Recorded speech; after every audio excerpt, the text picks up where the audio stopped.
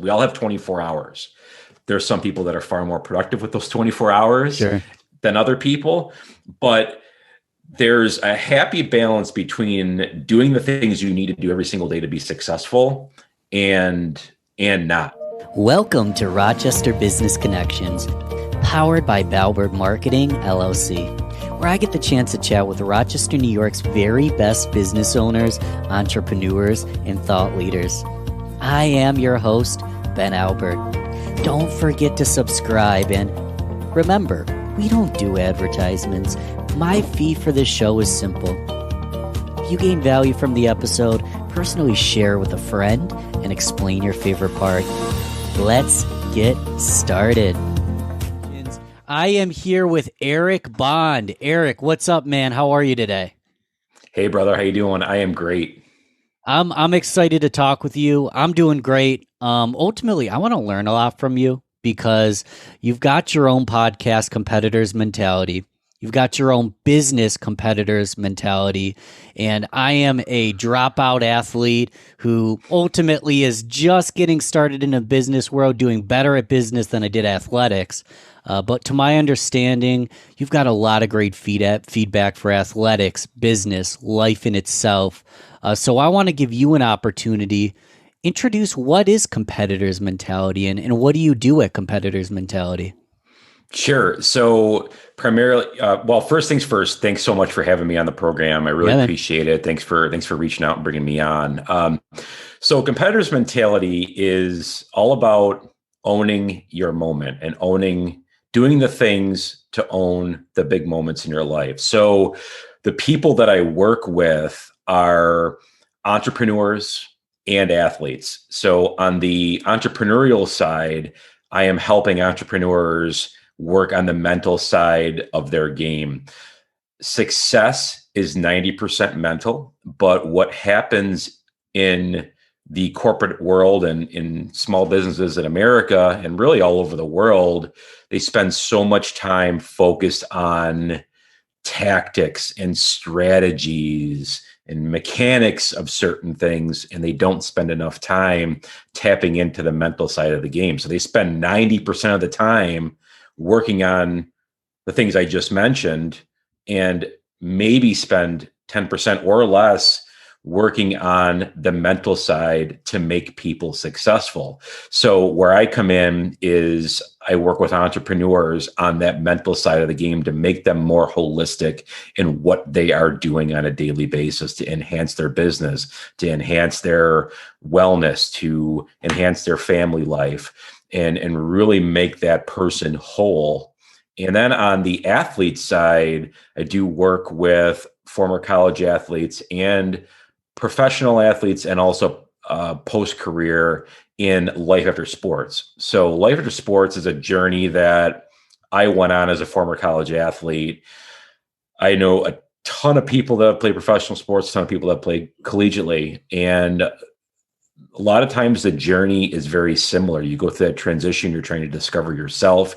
You're a little bit lost. You don't know who you are and you don't know what you want to do. You know that you have certain skills and a skill set that is very transferable into a lot of different things, but you're just kind of lost and you're going through an identity crisis a lot of the time.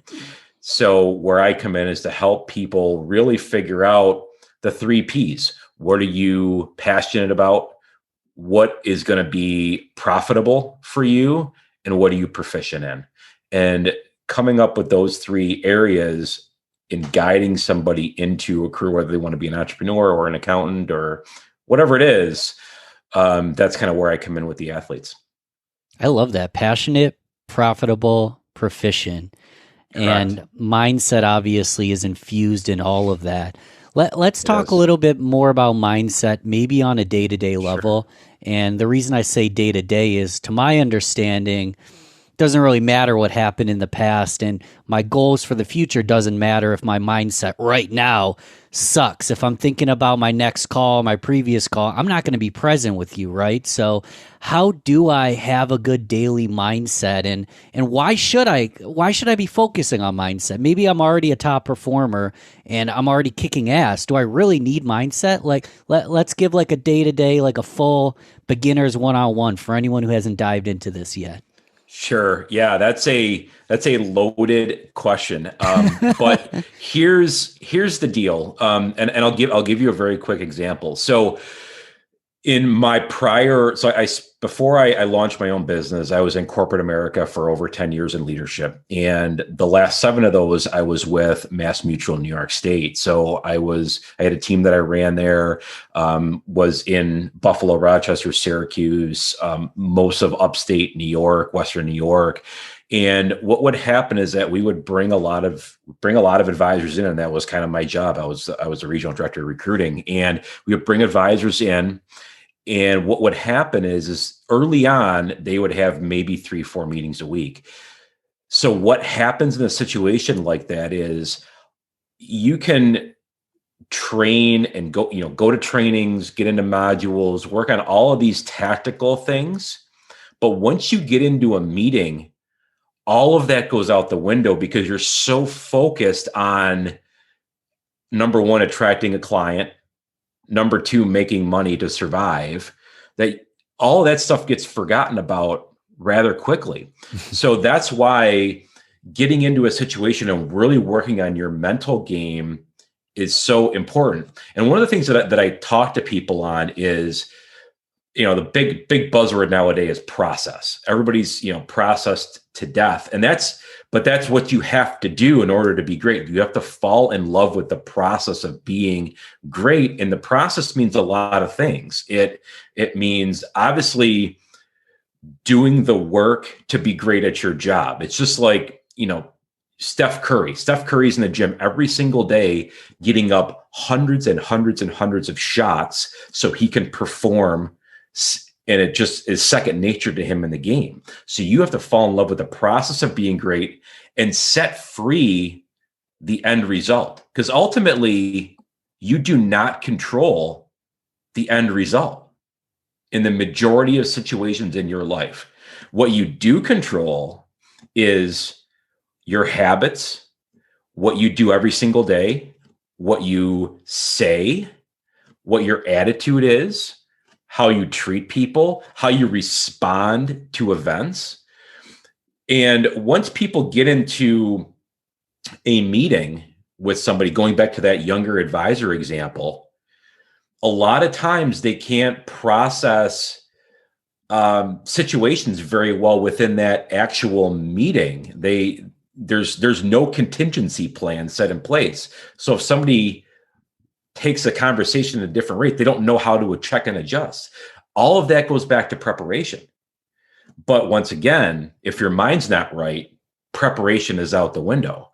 And I'm very fortunate and blessed. So one of my mentors is a Navy SEAL, a former Navy SEAL. He was in the SEAL teams. He was in the SEAL teams for 16 years. And this guy, one of the hardest ways to serve our country. That is correct. Not easy to become a SEAL. Go on. Correct. And with him, he was actually, so, if we go back to 9/11, he was on the ground in Saudi Arabia when the towers went down, working with Saudi special forces in a training app. So he's watching the towers go down. Wow. In real time over in the Middle East with Saudis.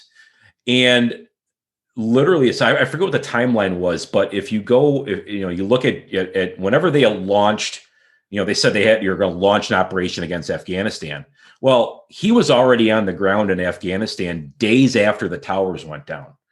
So he's already out into the battlefield doing recon missions Nobody knows. Nobody knew in this country we already had troops on the ground in elite special forces, and he was literally there like days after the towers were down, already laying the foundation, the groundwork to find people. So I'm very, very blessed and fortunate that he's a mentor of mine. I work closely with him, and a lot of the things that I do with people are inspired really through special forces training. Not that I went through that, but I've been trained in some ways through Rob on how to process certain things.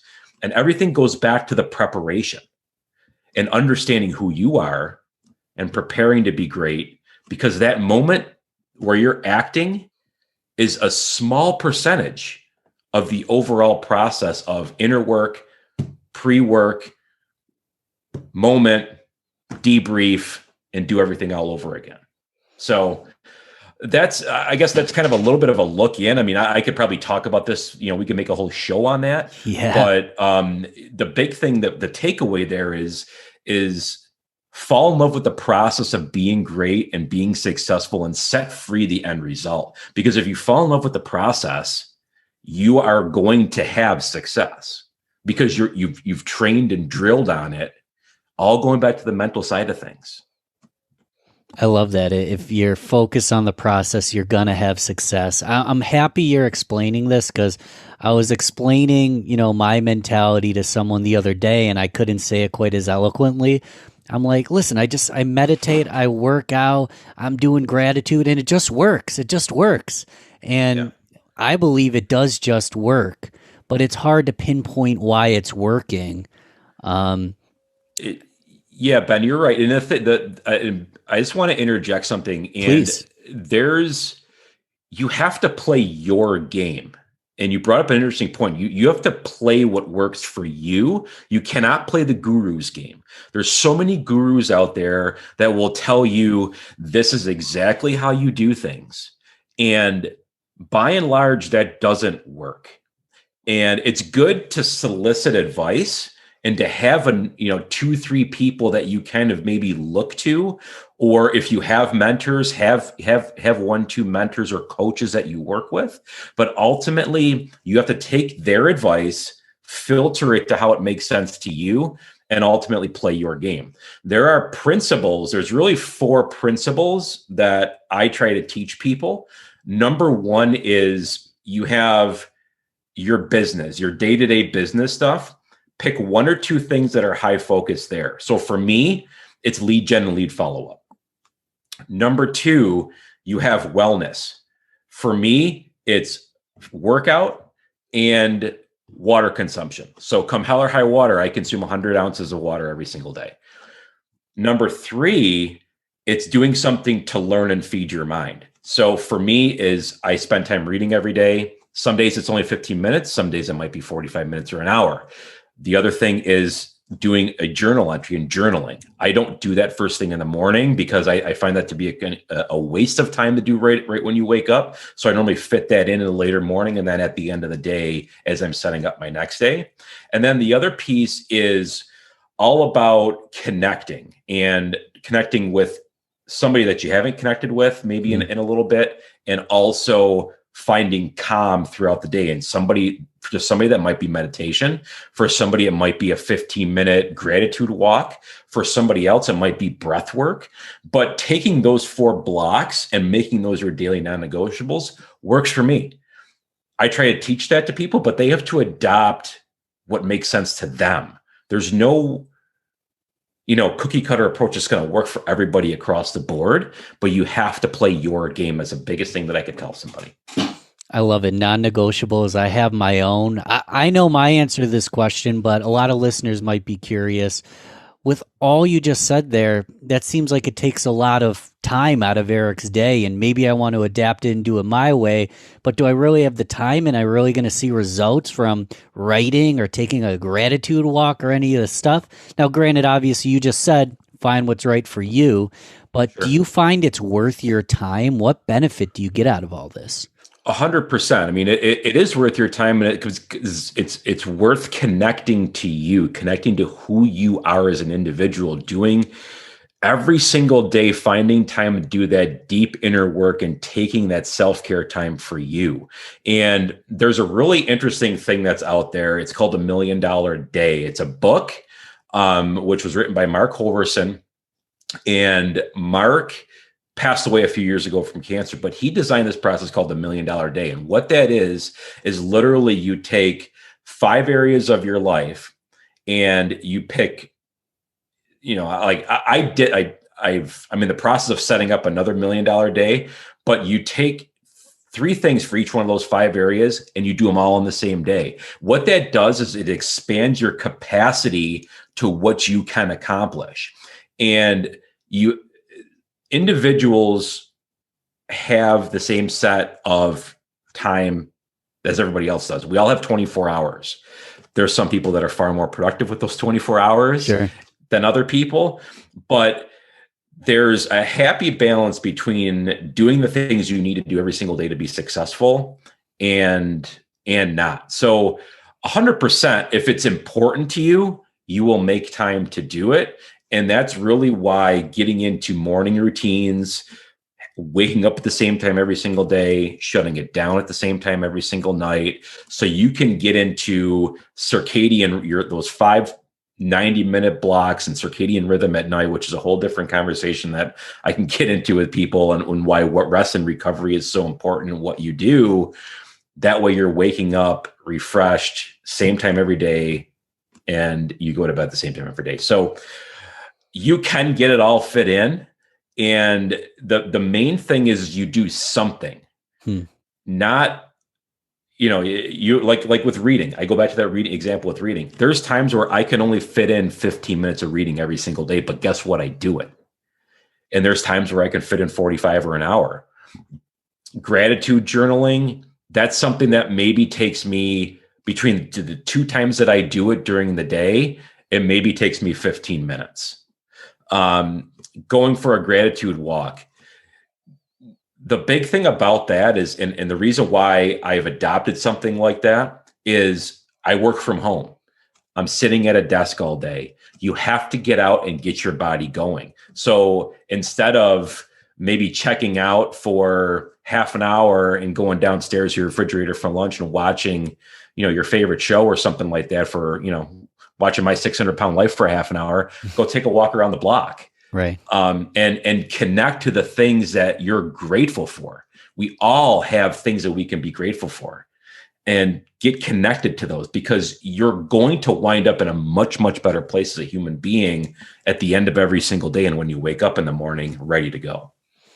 No, you're spot on. And I'll tell you why I'm listening. I'm going to digress and then bring it back. You mentioned drinking a lot of water. I just talked about it the other day. My formula is just take your weight, split it in half. That's the minimum amount of ounces you should be drinking a day. Every Tuesday, I do my Gratitude Tuesday blog post. I've got an email newsletter because gratitude has been helpful for me. But to move into why I like listening to you, Eric, and I trust you, as you did mention that you worked in leadership in the corporate world for 10 years. And you even mentioned gurus giving you a prescription of this is the pill to take. This is exactly what you must do. And I find, and I'm not going to, name drop anybody, throw them under the bus, but there's a lot of gurus teaching gurus how to be gurus. And then you end up with a 17-year-old who's a prophet on personal development, but has never worked a full-time job. And again, not knocking anybody, but you were in the corporate world for 10 years. I'm wondering, from that background, did you work for a good team? Did you work for a shitty team? What makes a good team? What makes a good business run? Like, what's your experience with that? Great question. Now, my tenure at Mass Mutual, the 7 years that I spent there were the best 7 years that cumulatively the best 7 years that I've had in my working career. And ultimately it was time for me to move on. And I think, I report directly to our CEO. He would agree with that.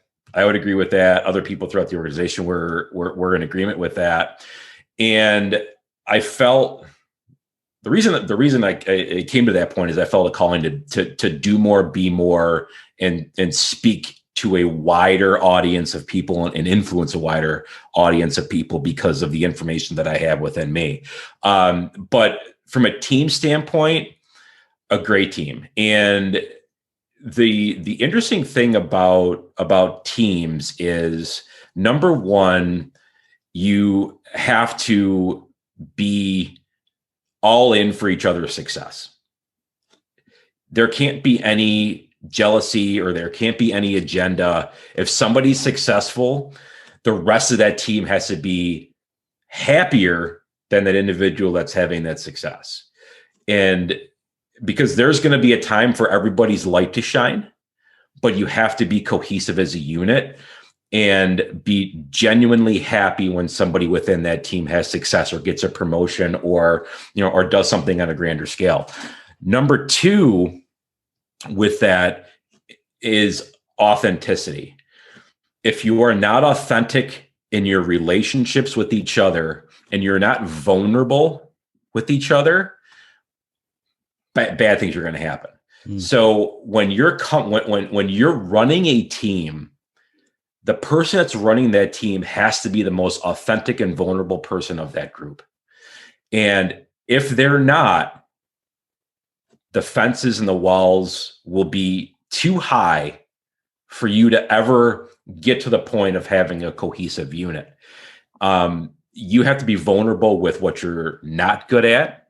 You have to be vulnerable with your failures, and be authentic and connect with people.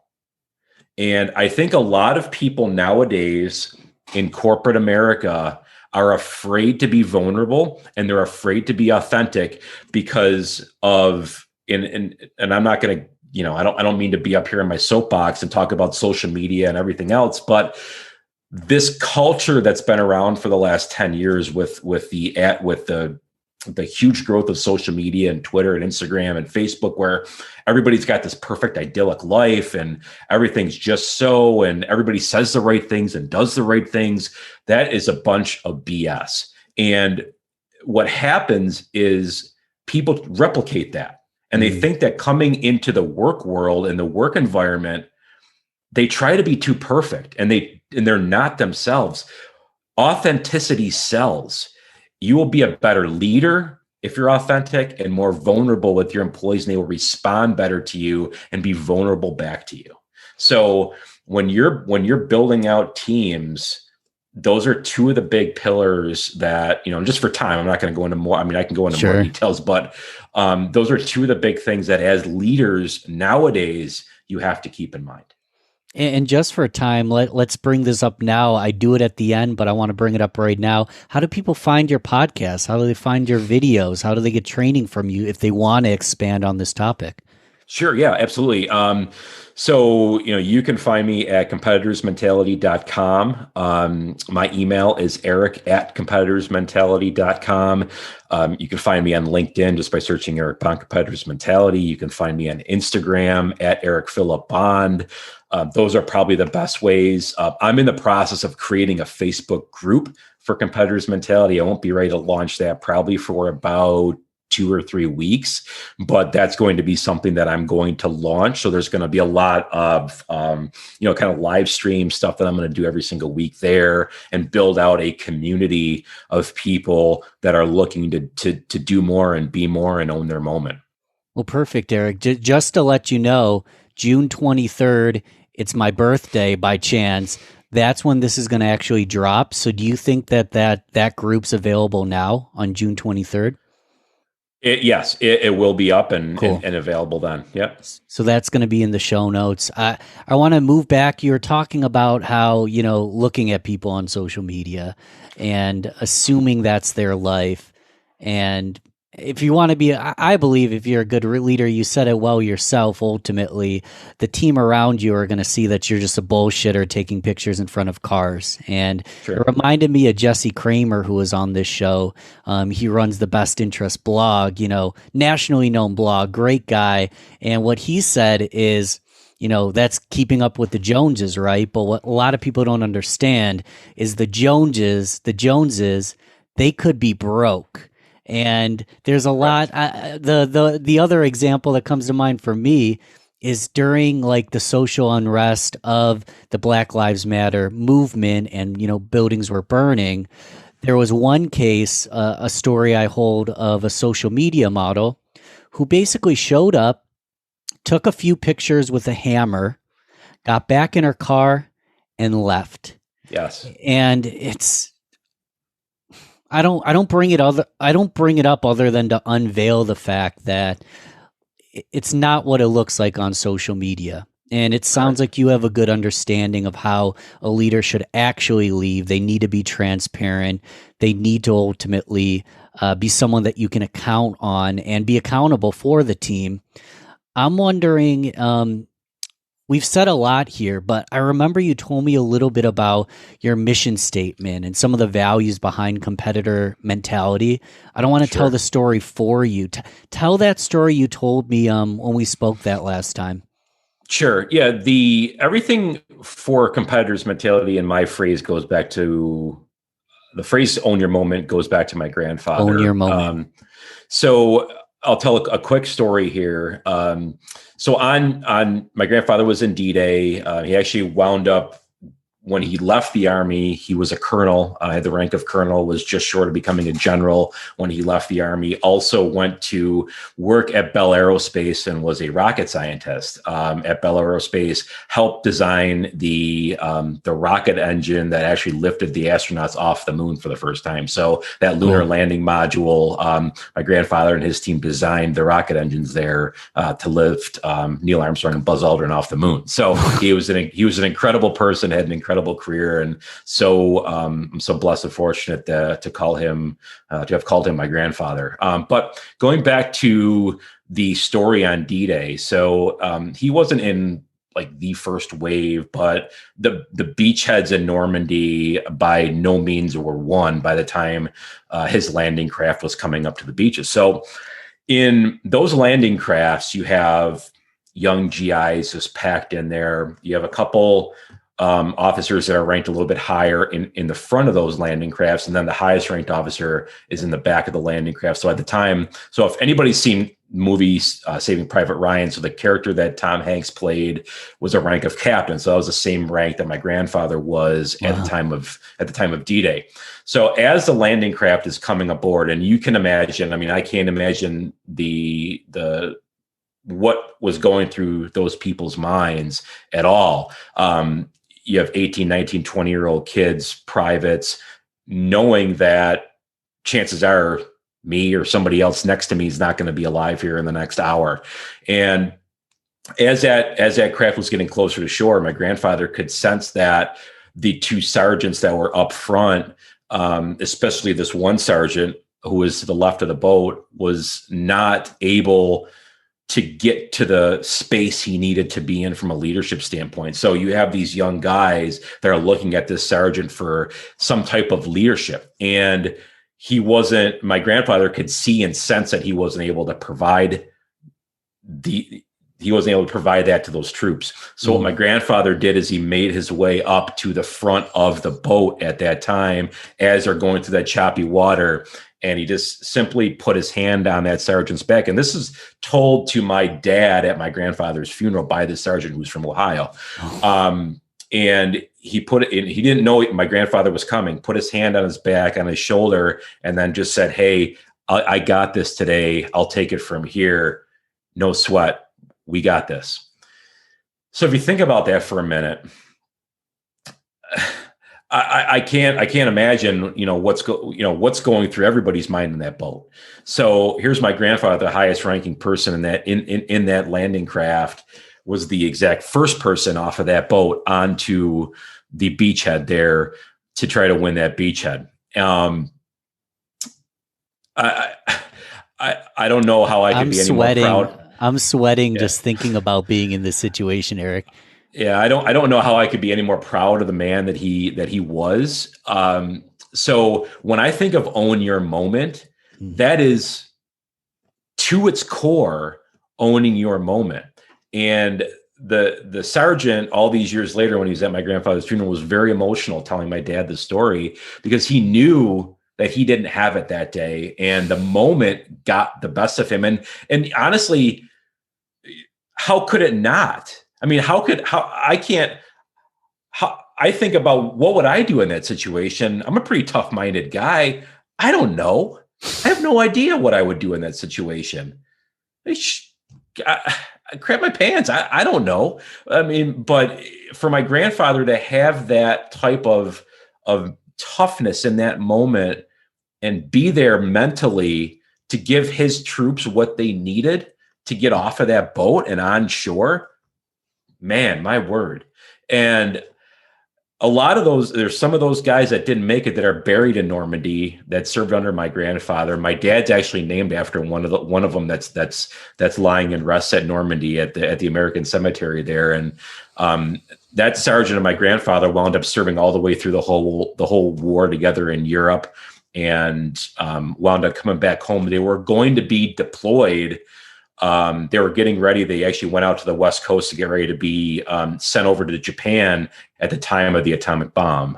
So then once, obviously, that brought an end to the war in the Pacific.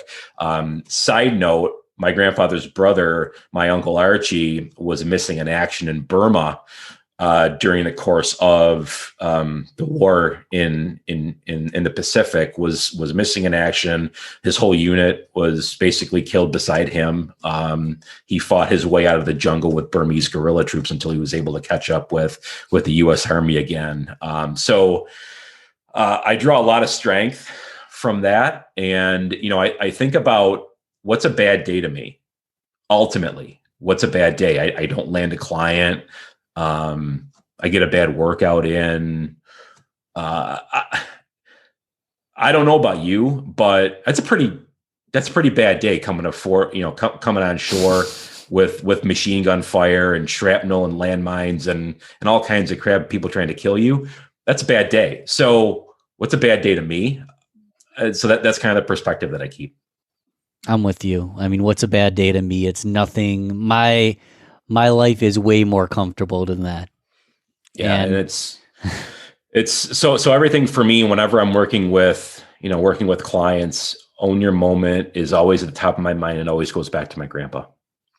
It's powerful. And what's coming to fruition for me is when you're owning your moment, it might not be in that scenario that's life or death, something that I'm sweating listening to the story. If you start owning your moment right now, today, with your competitor's mentality today, you're in a better position to actually achieve and do well in that high stress moment, right? Have you been in moments, obviously not that serious, I can imagine, but have you been in any moments that you're breaking a sweat, you maybe start to fight or flight, you don't know what to do? Have you had that experience yourself? Has that came up for you personally? Oh, 100%. Many times. I mean, I can point to a horrible relationship that I had going back a number of years ago before thankfully I met my wife, and my wife and I have been happily married now for a while. But I was in a terrible relationship with somebody that I almost proposed to, that was that fight or flight. And I had to get my mind around what was best for me, not what other people thought was best for me, and that didn't know really what was going on there. But the other thing is I look at, going back to, we mentioned 9/11 earlier, and that was a very pivotal time for me. After the towers fell, and knowing the history of my family in the military, my dad was in the Air Force, my sister was in the Air Force.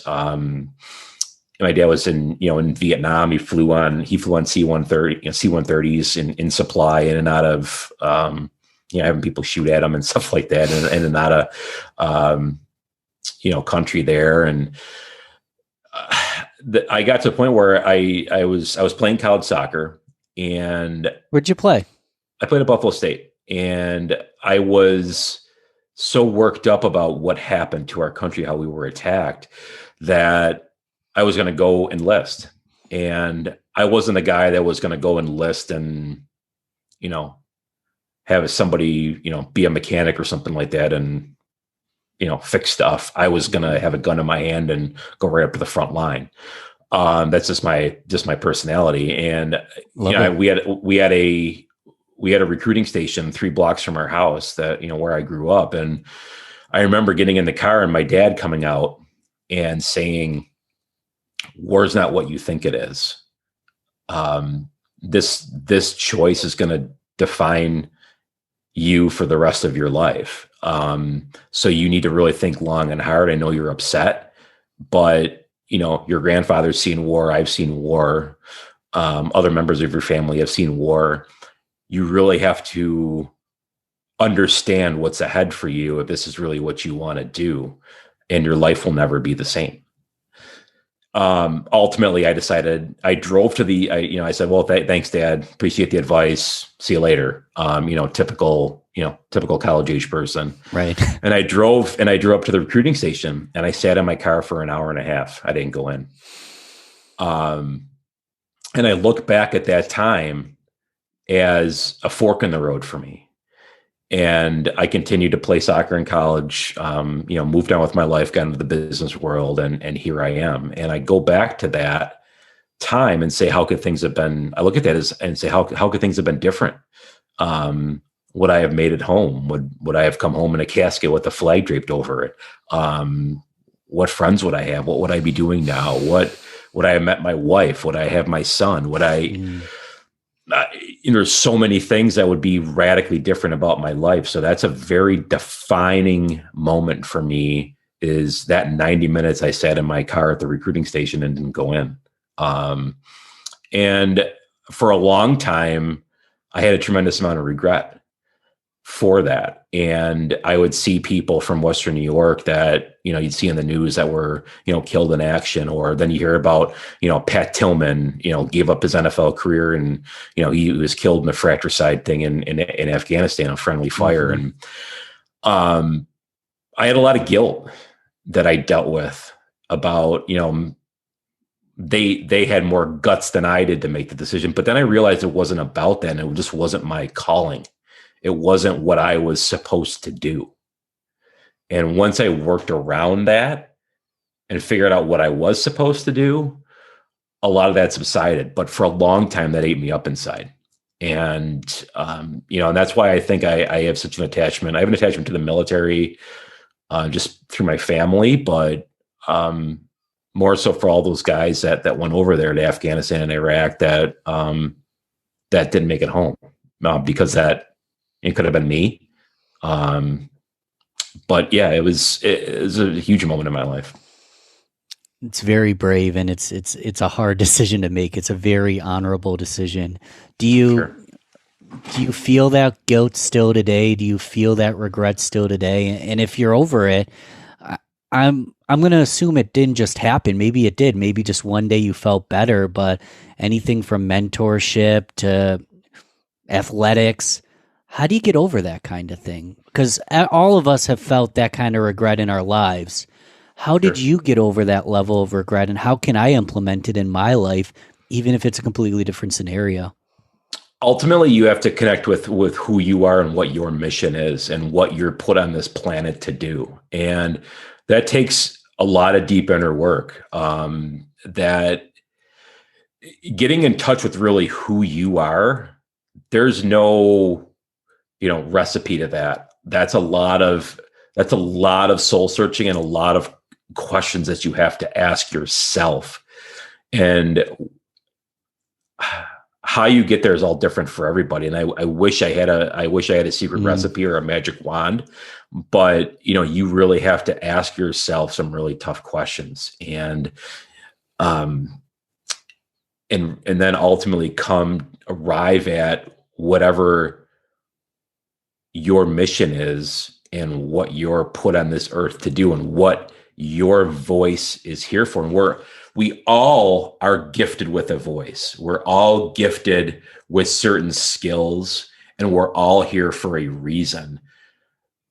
Everybody needs to search that out, and not enough people do. There's so many people that have a voice to influence change that don't do it because they're afraid of what people think.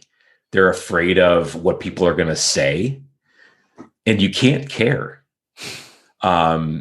I don't know how to say it any better than that. And it's I, tough. It's so hard to not care what other people think, especially when you have a loved one that is coming to you with whatever they think is the right thing to do. And it's tough to say mm, that loved one, no, I'm going to stay true to me. And that may create a divide, but that's okay because you have to live your life and you have to live true to you and be who you are instead of and trying to live a life that somebody else thinks. And ultimately that's what I where I landed at. And it was tough for me because generations of my family have served in combat. right. Um, and I kind of felt like I was letting them down. Not that somebody said that, but I thought that that's what they thought. But ultimately it wasn't meant to be for me. Mm-hmm. And my calling all these years later has been found, and that's to coach people, and it's to bring results to people that maybe they've never had in their life. But that that was that's an 18-year journey to get to that point, and it's still not over. It's just a spot, and it's a chapter in a book. Eric, this is the rewind section of the show where you got to click the 30-second rewind a few times and listen to that again. I love everything you said there. I mean, I need to be true to me. You need to be true to you. And we addressed it at the start. You just addressed it. You're honest. I don't have a magic wand. It's not as simple as just fixing it. And it does take a lot of inner work, I can imagine. What I'm getting out of this is okay, so you don't have a 3-step process for me to get over my regrets and my traumas. It's going to be harder than that. It's going to take work. It's going to take time. And for me, it takes helping people and just bringing joy into my life, even if I have regrets, just bringing joy into my life. I jump around a lot. That's how my brain works. You mentioned you played soccer Sure. at Buff State Yeah. and Rochester Business Connections, obviously Rochester theme. I've had a couple Buffalo people, a couple Finger Lakes people, really a regional show. Are you a Buffalo man through and through? You're from Buffalo, Niagara, right? Yeah, I am. Yeah, I grew up in Kenmore, which is an immediate suburb just outside the city of Buffalo. Grew up there, stayed close to home, pretty much my entire life. Now I live up in Lewiston, which is about 30 minutes north of Buffalo, right on the Niagara River Gorge. And I've worked out of Rochester through Mass Mutual out of the office there for a number of years. Yeah, I have a little bit of a soft spot in my heart for Rochester. It's cool town. I think there's some really, I love the suburbs there. City's leaves a little bit to be desired in the downtown area, but I think we all can agree on that. But this region's coming back, and it's really cool to see kind of what's going on all throughout, Buffalo, Rochester, even Syracuse, some things that are going on over there. There's a lot of really cool new development. And I think it's really making that shift out of the Rust Belt, Mm. so to speak, and, factory stuff into more tech and business incubators and all those types of things, which is really, really neat to see and see that revitalization kind of come through. Yeah, tech, business, creatives. I know personally, I love Lewiston. Like before COVID, almost monthly, weekly if I could. You'd find me at Art Park for like big rock shows and big Yeah. events down in the Buffalo area. I'm wondering when you're putting let's just put work aside. We're going to shit around. We're going to have a good time. What in Western New York do you like to do? What does Eric like to do for fun?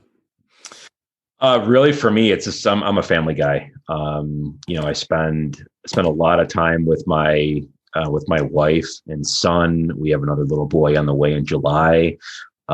So I went through a Congratulations. That's yeah, awesome. thanks. I went through a massive party stage in my 20s and early 30s. So I got all that out of my system. I don't really do much of that anymore. I'm a homebody.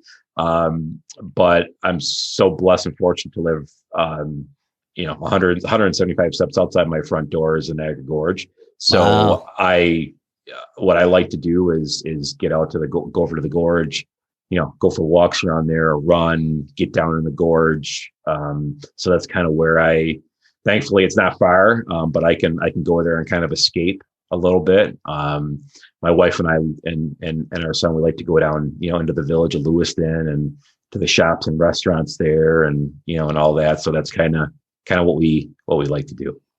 It's fun, man. Just to keep it lighthearted and fun, I always like to do the rapid fire round because a lot of my listeners, they just want to get to know Eric a little bit better. So rapid fire Sure. round, either or some of them are fill in the blank questions, short and sweet, just to get to know you a little bit more. Sound good? Absolutely. Sound good. Let's rock. Coffee or tea? Cafe mocha. Ooh, okay. Beer or wine? Right now, neither. I'm not much into drinking right now because I'm so focused on fitness and my business. But summer's coming up, so I'll probably I do like some of the summer ales that are out there, so I probably lean toward beer. Once the summer kind of gets going, but I don't really drink much outside of that for the rest of the year. Hey, water's a good answer too, right? That you It can't you is can't go wrong with water. 100 ounces a day. Yes, sir. Cats or dogs? Dogs, but we have two cats, so we're in the market for a dog. But I'm more of a dog guy than a cat guy. Is the cats come from the wife? One from the wife, and one that we actually found when he was 4 weeks old that Oh, wow. that trotted in front of our car while we were driving. So Well, thanks for doing that. That's noble of you, man. yeah, Are you a morning person? You're up running at 4 in the morning, or no? I'm a morning guy. Yeah, I'm up 5 something in the morning every morning. We'll do a little longer answer on the next couple of these because you mentioned, you're reading daily. Sure, we all mess up. Sometimes we can't get everything done, but you even Sure. mentioned even 15 minutes a day. And when you were saying that, did the math real quick. I'm like 15 minutes a day, 30 days a month. You're reading like 450 minutes, even at 15 minutes a day. That's hours upon hours. You could be reading a book a month, a book every couple of weeks, even with just 10 to 20 minutes a day. Blows my Sure. mind that people don't read. I didn't start reading till my 20s, so I'm not one to talk. Sure. Any either best books that you're reading right now or books that, like, if someone's really struggling and just wants advice, like, what books would you gift them? Anything come to mind for, best books right now or best gifts for other people? Oh man. Yeah, there's so many. What I'm reading right now is Chop Wood, Carry Water by Josh Metcalf, which is it's about a 120 page book, really great read. I would definitely recommend anybody pick that up. And as far as somebody looking to grab a book that's really easy, that's going to be so impactful in your life. It's The Coffee Bean, Okay. written by my friend Damon West, and it was co-authored by John Gordon.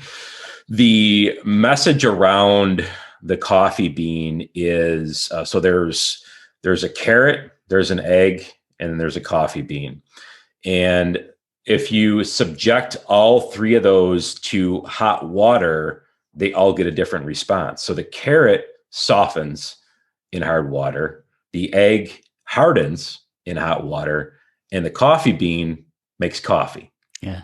So for somebody looking for a quick reboot on their mind, anybody can read that book literally in an hour. It's a tremendous book. Like I said, my friend Damon West wrote it. Damon's got another book out called The Change Agent, which is a tremendous book. I've had Damon on my podcast.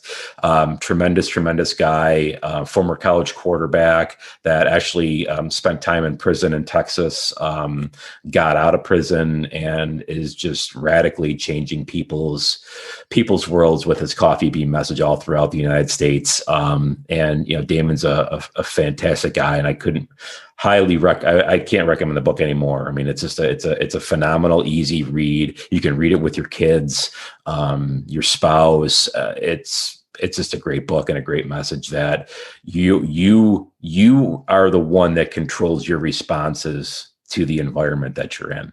So if you're if you're put in a really tough environment, are you going to get soft and shrivel up, or are you going to get hard and act like the tough guy and be the macho guy, or are you just going to make coffee, man, and just make the best out of whatever situation that you're in?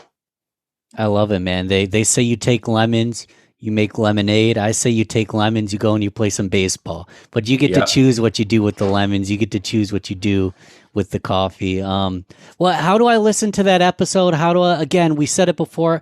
How do I yeah. subscribe to your podcast, reach out to you for advice, enter your world a little bit better? Sure. Yeah, we're so you can get the podcast.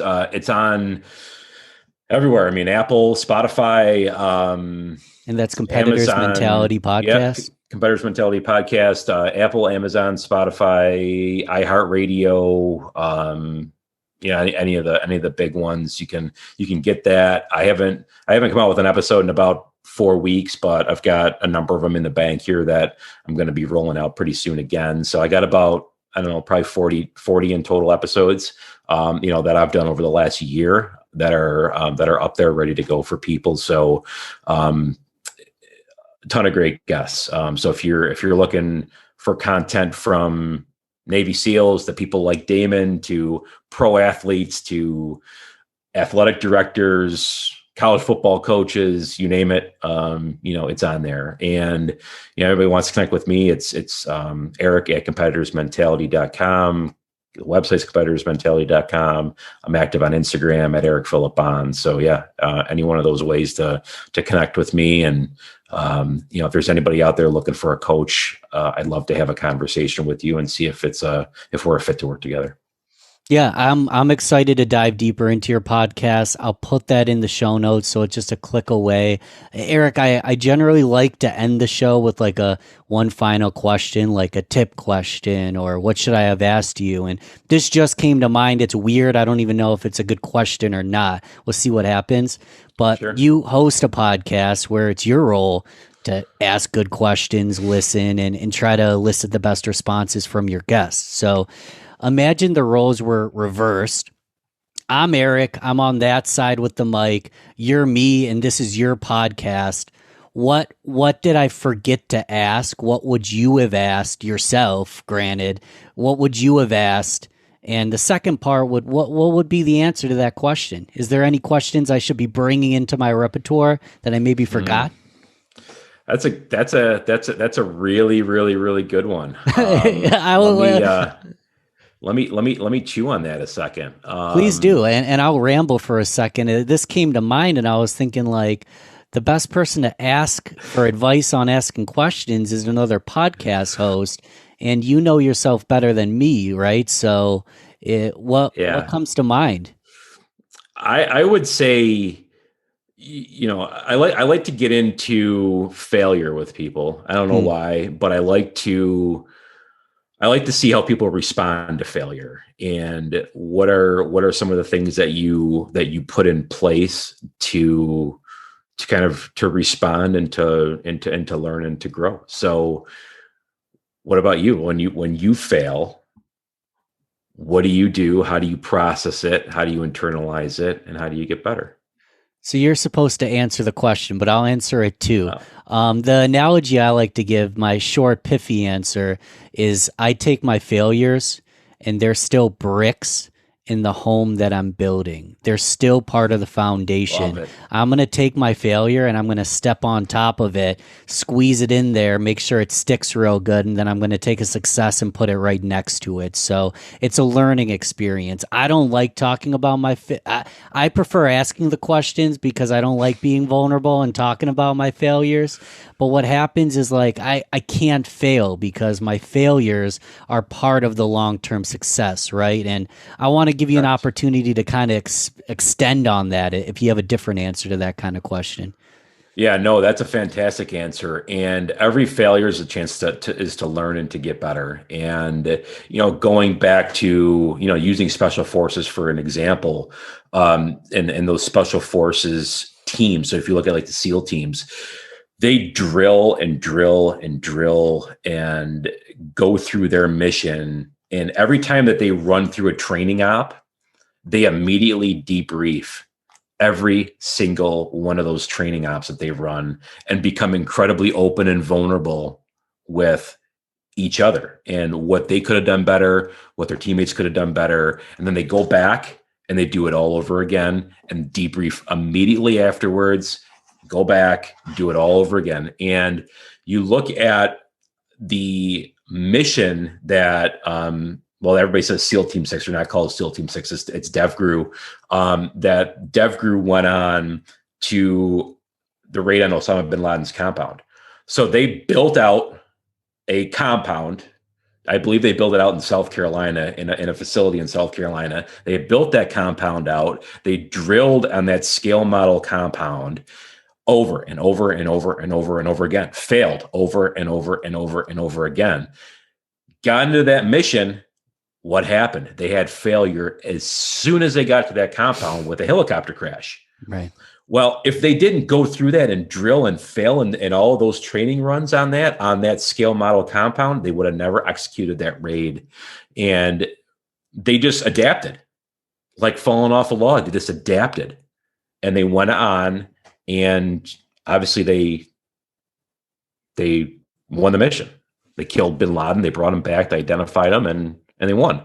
So every time that you fail is a chance to learn and to debrief and to get better. And it's interesting for me and I'll make this short, but if you look at, I use a roller coaster example with people. So say you're on a roller coaster at your favorite theme park. You know, what's that theme park that's outside of Cleveland down there on the lake? I forget what it's called, but it's like this big, huge, beautiful theme park. It's not coming to me. So say you're on a roller coaster there, and you're going up that roller coaster, and if I look at it like I got a pretty girl, my wife, whoever it is, kind of on my sitting right next to me, and you're going up, and you get up to the top of that roller coaster, right, and you have life is idyllic. You have a beautiful view. You see everything, beautiful sunshiny day, blue water, blue skies. Life is grand. Well, what's going to happen is that's going to crest, and that's going to come down at a rate of speed that you can't control, that you don't have a steering wheel. You don't have brakes. There's nothing you can do to stop that from bottoming out. Better have the belt on. Yeah, I want to know how you respond when you bottom out. I do not want to know how you respond when life is great, because how you respond at the bottom of that defines who you are as an individual, not how you are at the top. Eric, brother, you've been incredible, man. I appreciate you coming on the show. Thanks so much for having me, man. I appreciate it, and love to do it again sometime. Thanks for listening to Rochester Business Connections. Don't forget to share this, rate, and comment on your favorite platform. You can also email me, ben@balbertmarketing.com. Let's connect soon. Until then, keep thriving, everyone.